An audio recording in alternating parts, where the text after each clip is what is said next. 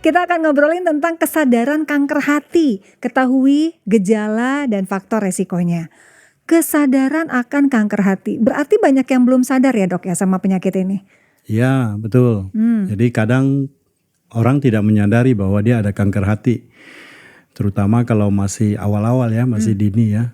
Jadi ada yang merasakan gejala yang timbul, ada yang tidak merasa apa-apa. Kadang-kadang ditemukan dari hasil check up. Ya. Kalau yang merasakan gejala itu biasanya tumornya sudah besar, ya kan? Kalau kanker itu kita bicara kanker berarti ada tumor ya, tumor yang ganas, makanya disebut kanker.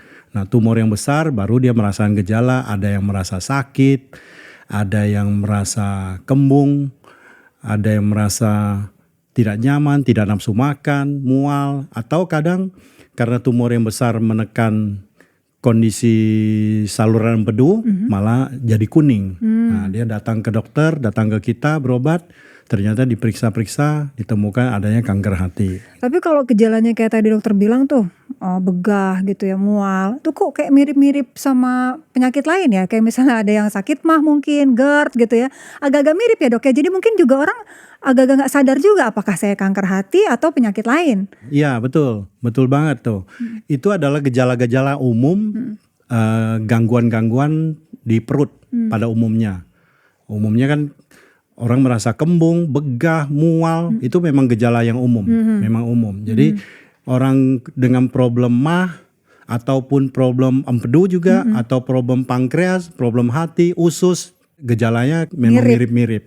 Jadi perlu pemeriksaan lebih lanjut. Jadi kalau sobat AMC ada yang merasakan keluhan seperti itu, lalu ke dokter diberikan obat sekali tidak membaik, mungkin harus periksakan lebih detail. Jadi periksa itu tidak hanya cukup dengan stetoskop, barangkali dilengkapi dengan pemeriksaan laboratorium, cek darah, dan juga dengan USG ya, USG minimal ya, USG untuk mengintip di dalam tuh ada apa enggak. Nah itu dia penting banget ya, benar kata dokter. Kalau misalnya kita merasakan gejala yang kita anggap umum, biasa-biasa aja, ini mah, tapi ternyata begitu minum obat atau periksa ke dokter, kok masih berkelanjutan, pasti ada yang lain gitu ya dok ya.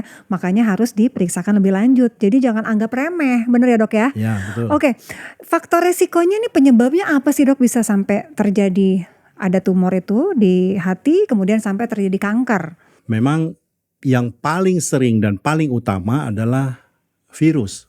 Ya, virus yang bisa menyebabkan kanker hati itu adalah virus hepatitis B dan virus hepatitis C. Karena kedua virus ini yang bisa timbul dan menjadi kronik. Menjadi kronik itu artinya dia terus berada di dalam tubuh manusia bersarang melebihi waktu 6 bulan.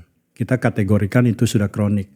Nah, karena dia bisa kronik inilah dan bisa berkembang menjadi kanker, atau kadang-kadang juga ada yang menjadi sirosis dulu, dari sirosis menjadi kanker. Tapi khusus untuk hepatitis B ini kadang-kadang tidak melalui fase sirosis, dia bisa langsung menjadi kanker.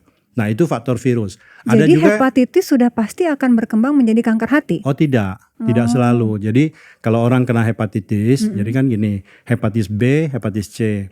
Ada yang kita kelompokkan akut dan kronik. Kalau akut tuh baru, lalu dia bergejala.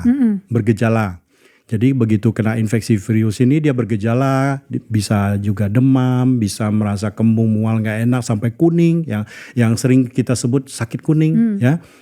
Lalu kalau dicek lab kelihatan tuh angka fungsi hatinya jelek banget, sampai beratus-ratus, sampai ribuan kadang angka SGOT, SGPT-nya. Nah kondisi-kondisi gitu yang kita sebut dia kena hepatitis akut.